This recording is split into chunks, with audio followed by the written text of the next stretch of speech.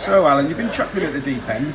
You found you've got an aptitude, and you're taking on clever people in spread betting. You found you've got an aptitude for pricing markets up, etc. Is there a temptation to think, hang on a minute, jump ship and start punting instead of working for bookies? I think there could always be that temptation, and I guess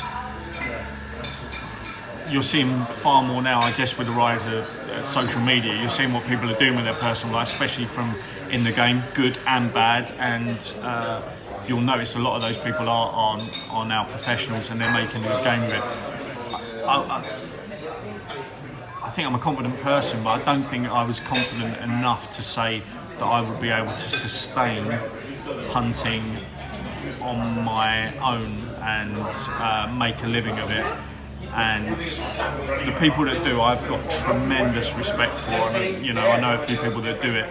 One thing I would say though is that some of the people that are on the fringes of professional punting or have been ex-traders, certainly from the intake maybe around the mid-2000s, I think a lot of them with their anonymous accounts on Twitter and the criticism that they give to a lot of people that have carved out careers in the industry, I always find that very interesting, because a lot of time that criticism is coming from people that have not only possibly failed within the industry, but also they're criticising people that have got families, they don't know the personal situations of those people, and also these people are actually not only being paid money to work within the industry, and it is quite a rewarding career, they're also being paid to also be involved, and they can punt on the side. So I've never really seen why you would try and make that distinction. The people that do and make a success of it, I've got tremendous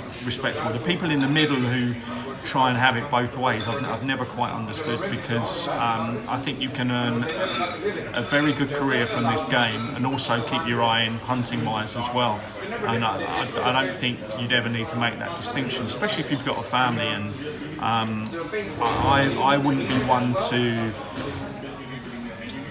risk having to bet for a wage. I don't think I could take that risk, and I quite wholeheartedly admit I'm probably not good enough either to do that. I make a reasonable amount on the things that I study, and probably give it away on the things that I don't. So going back to what you said in the last part, you jumped in with both feet into Dunstable, found you weren't really enjoying yourself much, so what happened next?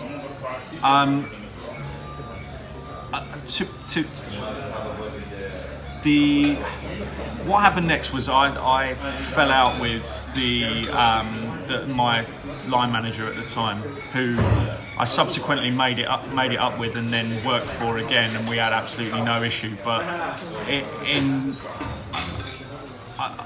I would hold my hand up and probably say it was my fault. I think I'd come from City Index, and because I'd been given so much responsibility at City Index, where they didn't have particularly much of a structure, because as I say, the senior staff were looking for their exit, because we've been given too much responsibility too soon, I probably went into a place like Spreadex and I have to admit, I probably went in there really big-headed and say, like, this is Dunstable, I've worked in the city and I know everything about this and I know how to price up this. And I think I should have been a bit more humble in that situation and not have acted like that. And I guess that put the back up of the people that were trying to manage me at the time. And although I wasn't always wrong when I fought against them, it probably wasn't the right thing to do. And I sat there pricing up racing for them, and they wanted a totally different method where you take both sides of the market with a decent customer base, and that's definitely the way forward, because look, they're a successful company that are still trading in a very, very competitive, hard area, and I think I went in there far too opinionated because of my age and what I'd been given so early to do at City Index. And I think being that opinionated person, even though I was making money for them, and we used to have a trader table, and I was always towards the top of that, so I wouldn't say I was losing money for them, but a lot of decisions I made could have actually made far more money for the company if I'd listened to them. And I think they quite rightly got a bit annoyed with that. And not only that, at the time, as I said to you, I was young. I was living in a place where I'd lived in London pretty much all my life, and I'd enjoyed working in London and having all the sort of excitement that brings, and with everything on your doorstep. And I was stuck in Dunstable, and I suppose my attitude reflected that as well. So I was probably quite difficult to manage, and very fortunately they offered me a very generous settlement at the very time that someone from Sportingbet had said that they wanted to open up their fixed odds trading side because of the acquisitions that they were making in the online gaming sector, and would I be interested in taking a reasonably junior position on their fixed odds football side. And to be honest, I took a small pay cut just to get back to London. Okay, so we move on to the PR department. How do you get into the PR work? Well, it was interesting. At City Index, going back to the City Index days, they had a couple of, incredibly well-respected PR guys that had been doing it for a long, long time, and they were offered opportunities by Bloomberg TV quite often to go onto Bloomberg and talk about the prices of a weekend.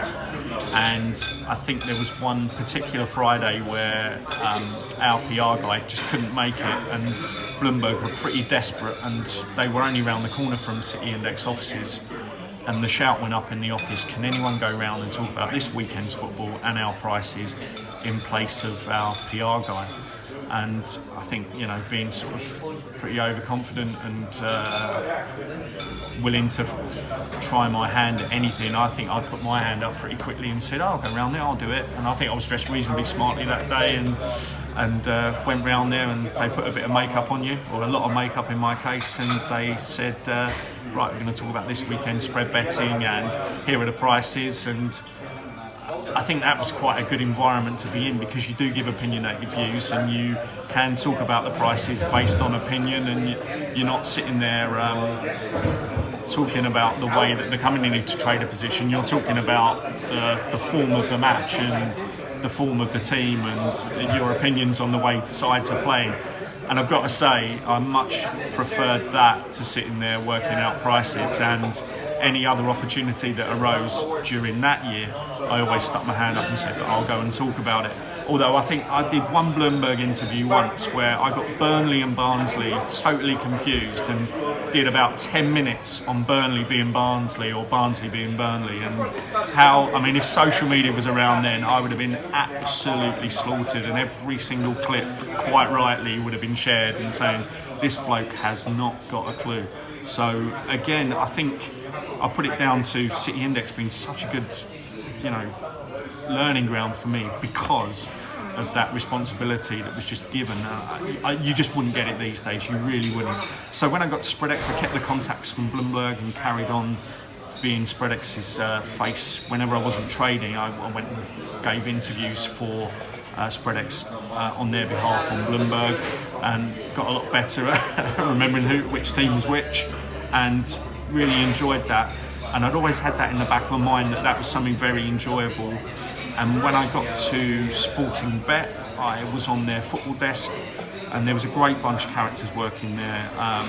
Some really good guys. Some of them I'm still working with now as the merry-go-round of the industry, and others that I keep in contact with.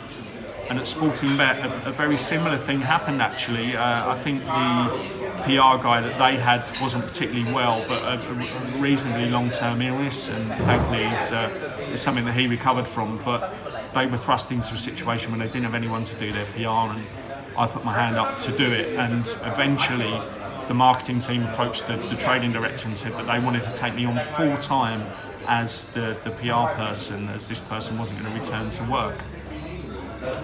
And that was an interesting crossroads, because my son had just been born, so you're talking sort of 13, 14 years ago. And I think as people that are watching will know from a trading background, you do have to put in the hours, you really do. Okay, you're going to be watching sport from 8 a.m. to 10 p.m. on a Saturday, and believe me, those were the shifts that you were doing. You were in pricing up matches and adding extras to matches at 8 a.m. and you were only sort of switching off the computer and going home once the Spanish match had finished at 11 o'clock. And some people won't even work 4 hours, 5 hours on a Saturday. We were working nearly 10 hours on a Saturday, 12 hours. So those hours were suddenly impacting on what I wanted to be, a family life.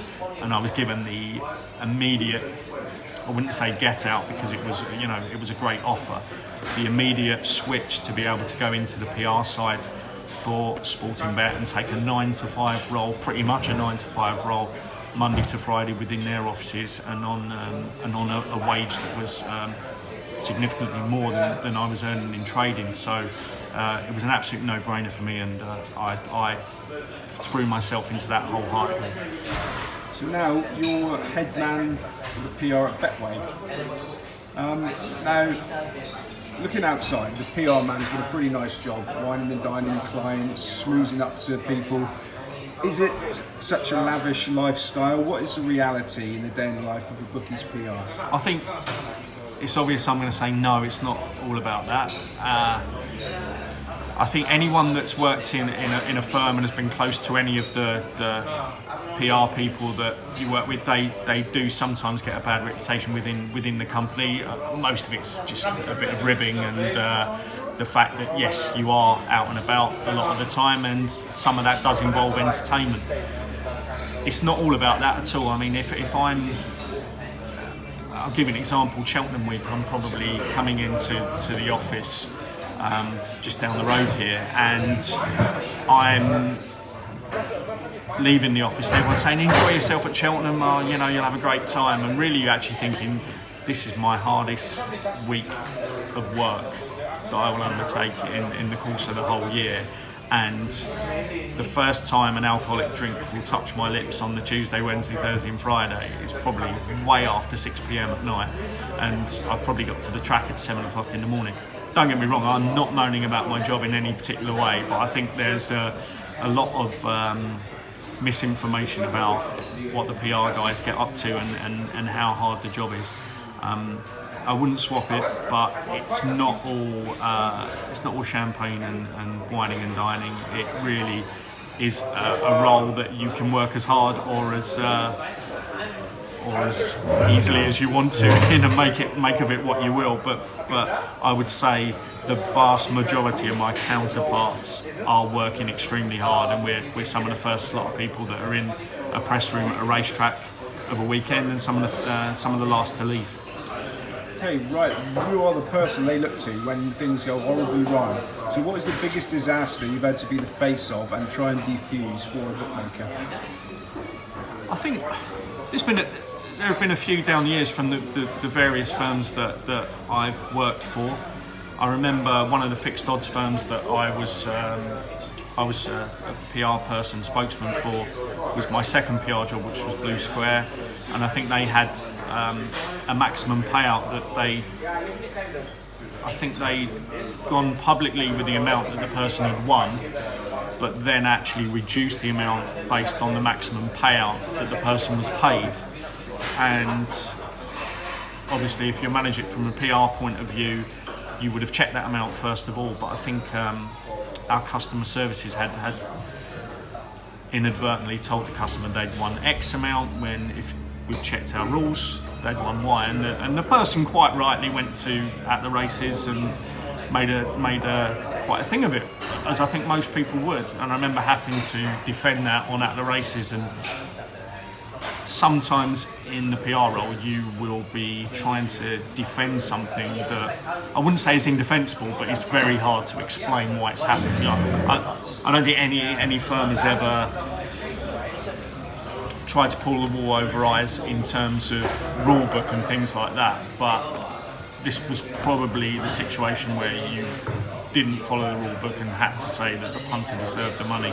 So that was an extremely difficult one, because there probably was no answer from that company's point of view as to why that rule unfolded. And did he get the money? How did it end up? I think they met him halfway, which I think is I think that's a fair enough resolution, because obviously if the customer service person hadn't spoken to him, he'd have only ever got the maximum payout, and if not, I think it would have been difficult to justify paying him less anyway. The other thing that was quite difficult, it was a social media incident with West Ham United. Betway sponsor West Ham United, and I think one of the social media team had actually tweeted about a substitution which had been made during the Village era, and I think that the club weren't particularly pleased with that, and it came out in the press that someone had criticised the team from within the sponsors, and I think we've seen it happen at other companies as well. We did manage to eventually smooth that over with the football club, so that wasn't a particularly difficult one, but that was more of a high profile one.